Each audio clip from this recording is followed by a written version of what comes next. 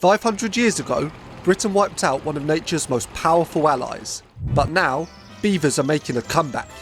These incredible animals are once again restoring our landscapes, saving species, and even giving humans a helping hand.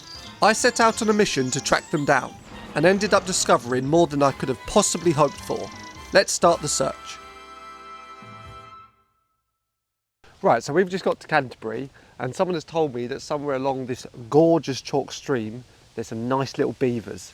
So let's start having a butcher's in here. Oh, so I think this is our first bit of local beaver evidence. That's definitely gnawing. You can see the little teeth marks like last time. So that's quite a big one. So maybe they're somewhere around here. But this log was child's play compared to the next one. Look at this that we just found. This is nuts. This is definitely the biggest gnaw job I've ever seen. Look at those teeth marks. That is a monster. All right, we're definitely getting close. There's beavers around here somewhere. Show yourselves. Right, so I found this out recently and it's absolutely fascinating. That beavers literally have iron within the enamel of their teeth, which is why they have like quite an orange colour. So hopefully, if we find some later, we'll actually be able to see their teeth at one point, and I can show you that. But that is nuts. That's how they get through trees like that one we just saw without completely destroying them. So yeah, crazy little characteristic of the beavers there. We kept walking up and down the river searching for the lodge, and boy, let me tell you, what a gorgeous walk it was. Chalk streams are actually very rare, and England is home to approximately 85% of them. They occur when water from natural springs is fed through chalk bedrock. This filters out other organic matter and causes them to be beautifully, crisply clear like this one. Right, so we're pretty convinced we've found the lodge now. That definitely looks like it to us. We've had a little wander up and down. We didn't spot anything else that really looked right. So I should be able to get some crispy shots later on. Now that we had located the lodge, me and Luke had several hours to kill before the beavers were likely to venture out. So we headed into Canterbury for a quick explore. We saw some Venice impersonators, a pretty snazzy cathedral, had a pint in a magic bar, and busted a quick move each. Hell yeah. And then we headed to a nearby lake someone told us had a healthy grass snake population, and it certainly didn't disappoint. Right, so we've just come to a little pond while we wait until evening for the beavers to start venturing out, because someone told us down there that this is a good spot to see grass snakes. He says he's seen a load around here, and I'll see a grass snake every day of the week if it's on the menu. So we're going to have a little scan around and see if we can see one swimming and slithering about. And sure enough, within only about 15 minutes, we spotted this. That is a snake, isn't it? 100%. What the hell? That's crazy, Luke. Yeah. Looks like a big one as well. Should we try and get over there? I'll just get a shot first. After getting this shot, we scurried over to the side of the pond it was heading towards, where I managed to get some of my greatest reptile footage ever.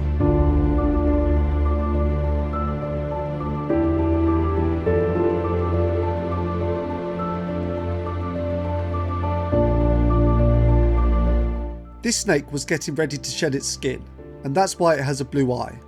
The change in colour is caused by a build-up of fluid between the old protective eye cap and the new developing skin underneath. The fluid lubricates the eye and helps the old skin to separate from the new one. It does impair their vision, however, which might explain how we were able to be this close to it for so long. I am now within 12 inches of this snake. Not bothered. Mind blowing. Oh. Snakes. Yo, look at him go. That eye is so freaking cool. Just as we were about to leave, we spotted one other bonus reptile. A surfing turtle. It was too far away to know for sure which species it is, but if you think you know, please let me know in the comments. Well, as they say, come for the beavers, stay for the snakes. A couple of bonus reptiles for you there, but now we're going to head back to the stream and hopefully see those bigger rodents. After a short wait by the lodge, we finally spotted what we came to see. What the fuck? What the He came out of nowhere. That thing is huge. I can't believe it. The size of the log it has, where did it come from? Oh my god. Yo. That's so cool. That thing is massive. What the hell?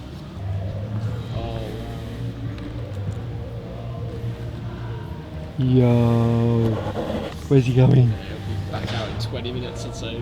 That was amazing. This was one of the most incredible animal sightings that I've ever had anywhere in the world.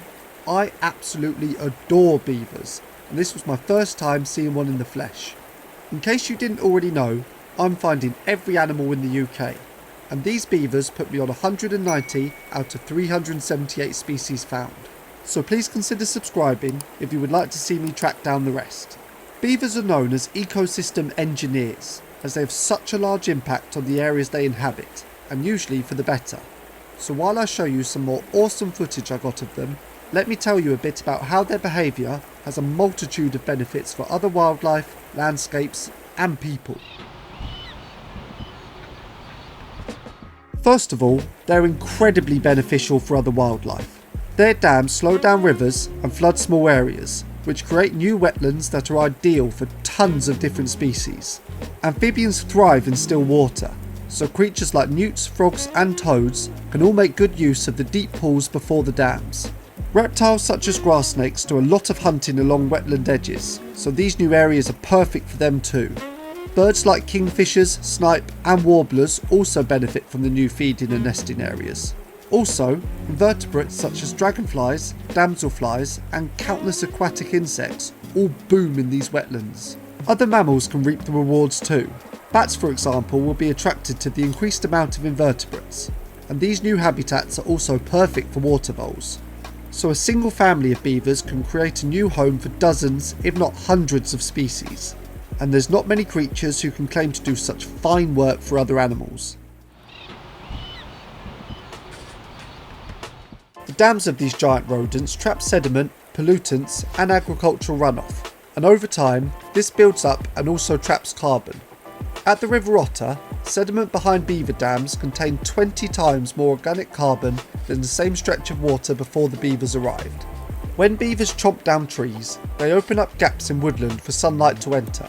The felled trees also create new perches, basking spots and refuges for many different animals. At the Forest of Dean, within only 2 years of beavers being released into a river system, botanists recorded a 30% increase in plant diversity. Species like meadowsweet, watermint and purple loosestrife quickly filled the new clearings, which in turn brought in more dragonflies, frogs and wetland birds. Beaver dams act like sponges. They slow down floodwater, spread it out and give it a chance to seep into the ground. At the River Otter in Devon, beaver ponds reduce downstream flood peaks by up to 30% during storms. Also, on the flip side, water is released slowly during periods of drought, causing the surrounding areas to remain damp for longer.